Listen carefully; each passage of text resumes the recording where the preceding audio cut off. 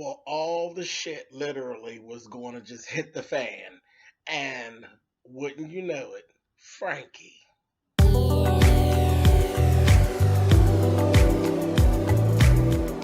I'm like, come on through, Cookie. I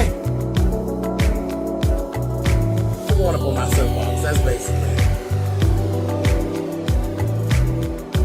Let's talk about drag in all its forms.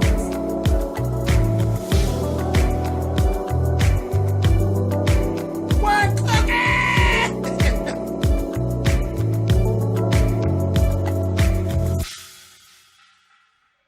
Hey guys, thanks so much for clicking on the video. This is going to be my review for Too Close to Home, and this is season 2, episode 5. Like I said, wouldn't you know it would be Frankie. Literally, Octavia pulls up with Nelson. That stinking ass wife, that Regina and Elm were actually in the van. Still laying up in that damn van. And the thing was, they had the music like blasted all out, like that's where they were supposed to be. Just trifling out there in the middle of the day. And anybody could see them. So the funny thing was that Frankie seen them and basically cut them off at the pass. And she pulled the thing out of her truck and fakes like she's actually having some car trouble. And she takes care of all of that, preoccupies Nelson, takes her, and Octavia was being such a bitch to her this whole time. And she takes her back there and actually shows Octavia, and Octavia looks in and sees them laying in the thing, and they both look up and they will tell her shush. So Octavia came on back out. She was like, her face was all, and she basically told Frankie, I owe you, and I owe you one, and I'll definitely be talking to you later or whatever. Ends up taking Nelson into the house, sneaking back out the back door of the trailer, coming back out to the van, and yanked that motherfucking Regina by her hair and drug her out of the back of that damn van and told her, you get in there and you take a shower. You get there and take a shower, and you better act like, nothing's going on. And she basically ended up told Em to get the fuck on somewhere. And told him, my brother would kill both of y'all. So she got a handle. She goes in there in the bathroom. Regina sneaks in there. She gets in there in the bathroom with her and told her, you're going to act just like nothing ever happened. But then in a couple days, you're going to tell him that the love is not there anymore, and you're going to get a divorce from my brother, and you can get the fuck on out of here. I said, whoa. Okay, Octavia, I can't wait to see how this goes. I don't think that she's just going to leave that easy. She's up there crying, carrying on. She told her, she said, just shut up. Went on out there. I said, okay. So,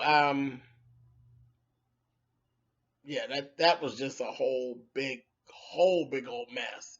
Later on in the program, Frankie actually ends up going out to the farm. She sees Brody and tells Brody, that she needs to go and talk to Jolene. At the time, Annie is actually standing there, so she ends up meeting Annie. And Annie says, that's my mother, this, that, and the other. Brody was just getting ready to give Annie a ride back over to the trailer park and says, you know what? She says, no, I'm not a psychologist or anything like that. I'm just good. And he jumped in and said, she's just good at that kind of thing. She helped a couple other people. She just knows how to talk to people. She's pretty good. So, it was a good thing because it broke up the conversation that Annie and Brody were having. Annie and Brody were having a whole conversation where she was over there literally groveling. She was groveling and asking him, why didn't you make love to me the other night? And begging basically to get him back. And in the midst of it, Valerie actually comes down and basically jumped in it and told him, you don't even know her. You don't know her. She doesn't even have the capability to love anybody, and you should keep her away from you because she's just going to hurt you because she's a sociopath, this, that, and the other. In the midst of that, he ended up telling her, I don't even know you all like that.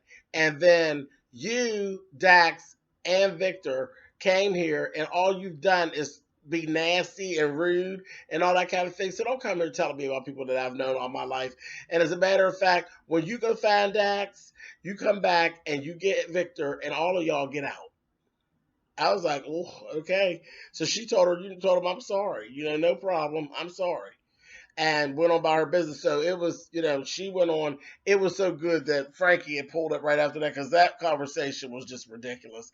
And he had told Annie, you sisters, so y'all doing a job on me, because he don't know. He want to fuck them both for real, is what he really want to do. But a mess. But I don't think he's not that person really. So it's just gonna be a mess for him. It really is. So Frankie rides Annie back to the trailer park, and then Annie's all like, not really. She's being all shady to her, you know, very shady. Very, yeah, I wasn't feeling it. But then she gets there. She's like, well, let me talk to my sisters first about it, and then I'll let you know. And Frankie's like, oh, okay, no problem, or whatever. Just a mess. She's messy as hell. Anyway, let's go over to Shelby got her ass over at the bar. And of course, Shelby's in cahoots with the bar owner. They're doing a little credit card thing. They steady running the tab. Steady running the tab. Um, Eli is his name. And Eli is the name of the rapist guy. Okay. So she's running that little scam there. She ends up going, right before she went to the bathroom, she's talking to Sheriff Mobley.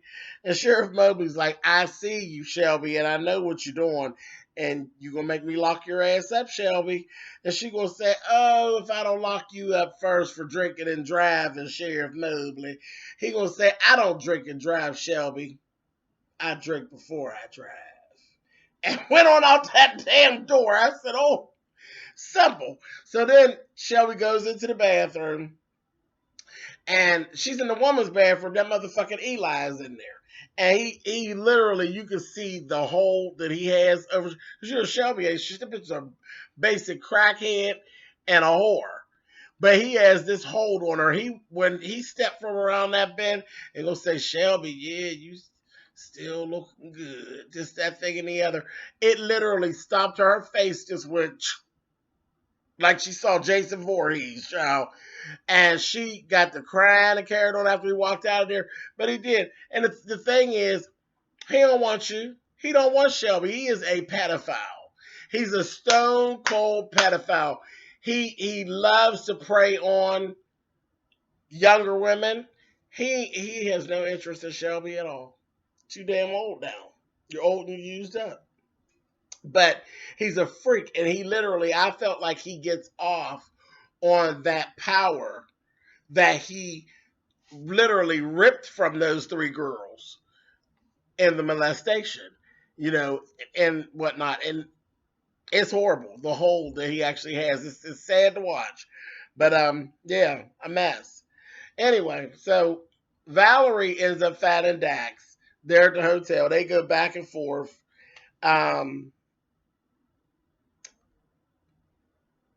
In the conversation, she basically figures out he's really done with Victor. He's like, he keeps thinking that you had his parents deported. You don't have that kind of power. And he's like, don't I? This, that thing, the other. He's like throwing these heads out at her. He's being real smug. And Valerie's like, I told you to watch her. You're staying in with her, with the first lady. She said, I told you to watch her. She is a snake. She's not good, I'm telling you. And he said, now, being as though we're pulling each other's card and telling the truth, what about you? You slept with her husband, and she told her, I never slept with him. We flirted, but I never slept with him. Because he's like, oh, so what? It was just oral? She said, no. We flirted, and then Annie came, and he never looked at me again. And she was like, he's like, oh. And he said, but you wanted him. She said, I didn't really want him. I liked the feeling of being wanted by a man with power. And he gave her very much of, whatever. Dax is mean and hateful. So he just was like, whatever. So the two of them were actually getting ready to leave out of the door.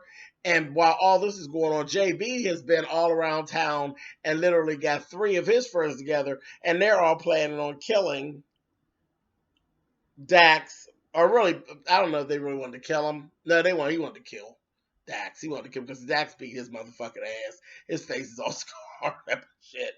But he done got them together and he told the one guy, you're going to be the one to lure him out of the building. Well, when Valerie went to open the door for him and Dax to leave, out of the hotel room, boom, the guy was standing at the door. But so it's foiled the plan altogether. So they're not going to do it with her too. But then I don't know because we didn't see any more of them. We didn't see, any more of them. And the funny thing is she's black. So, a dead black bitch and a dead fag, hey, that's happy Alabama. So they go on. In the meantime, Shelby ends up going home. Then we got all three of the sisters are actually together. And wait, how did that roll? Yeah, all three of the sisters are at the house. Rebel comes in. How did that go? Wait a minute. Wait. No, because that's not how that went. All three sisters are at the house. This is how it went. All three of the sisters were at the house. The Mac told them where Shelby was. Shelby was down at Eli's, and they were saying, okay, they were like, Eli's grandson, I think his name is Roby, that she actually likes him. I think it's Roby. But when they heard that, they were like, Rory, it's Rory. When they heard that, they were like, what in the fuck? So they took off, all three sisters, they took off because naturally, Eli is her father and the grandson, that's like her first, that's her, what would he be? He's her brother. No, he's not a brother. He's not a brother, but he's her uncle. Uncle? No, grandson. So that would be, no, that's her first cousin is what that is. That's her first cousin. He would be her first cousin. Yeah, because he's the daughter. No, other way around. She's his fucking aunt, is how that goddamn goes. Yeah, that's how that goes. Because if it's Eli's child, yeah, because if it's Eli's grandchild, that is Eli is Rory's mother's or mother or father's dad. His one of his parents is actually Rebel's sibling. So Rebel actually is Rory's fucking aunt. Oh, a fucking mess. Yeah, they ran on down there and they snatched her up. And they got back and forth. She called her mother a whore. She called Annie. She don't talk nothing to be whore. And they went on, honey, and Shelby went over there and snatched her ass and said, get your ass in that goddamn car. So they went on, and when they got back to the house, that's when she started asking her about the pregnancy test. Annie had 2 or 3 different times to jump in that conversation and say, that pregnancy test belongs to me. That stinking bitch never said anything. All the while, it was just getting worse and worse because Bonnie was literally accusing Rebel of that test being hers. And then that's when she said to her, don't lie to me, girl. Don't lie, that whole thing. And she's like, no, I'm telling you, I've not even had sex at all. And she said, the whole thing is the 3 of you all are liars. And y'all don't like Eli. Eli's a good man. And baby, that's when Shelby looked up and told her, Eli's a who? No, baby, Eli is your father. Baby, and everybody gave, I said, oh, okay. Shelby done spilled the beans, honey. So they stopped that right there. And we'll continue it next week. Because it just like floored her. And Mac was over there like, the fuck? The fuck? So let's go talk about Mama. She over there, one of the reporters that eased his ass up over there, and Mama done slicked his ass out of $40. She had him come around there. He's asking questions about Annie. She gonna say, "You need to have some money." He's like, "I got $20. I got $40 on me." She gonna say, "You need like $100." And I'll tell you something. He went on. He said, "But I only got 40." She said, "Well, give it to me." She gave it to. He gave it to her. She said, "All right, bye," and closed the window. He said, "You, hey." She said, "Come back when you get some more money, and I'll tell you something." I said, "Oh, she is a hot ass mess over there in that house with her fat ass." Okay, so the last thing that we actually see is Tanner and JB. Tanner's one of JB's friends. And JB's basically going back and forth and telling him, he's like, "I'm so sick of this shit, this, that, and the other. I want that property, blah, blah, blah, blah, blah, blah, blah." You know, he's going on about the split with him and Brody. And he says, "You know what? I'm going to kill him. I'm going to kill him. That's how I'm going to do that. I'm going to kill him, and it's going to get this ball rolling." And Tanner's like, "Quit talking that dumb shit, JB. You're not going to kill Brody. He's your brother. This, that, and the other." He said, "I'm not talking about Brody. I'm going to kill Dr. Allen." And Tanner was like, "What? Stop talking crazy, JB." He said, "I'm going to kill him." And then got mad at Tanner and put Tanner out of his car out in the middle of nowhere. So don't be telling me nothing. That goddamn child JB done lost his goddamn mind. He has lost his mind. He literally has plans to kill Dr. Allen. He's a closet motherfucking queen and just crazy altogether and a goddamn crackhead. Oh, just too much. Anyway, that was it. That's actually what went on. Good shit. I'll talk to you guys next week. Next week looks real good. See y'all in 7.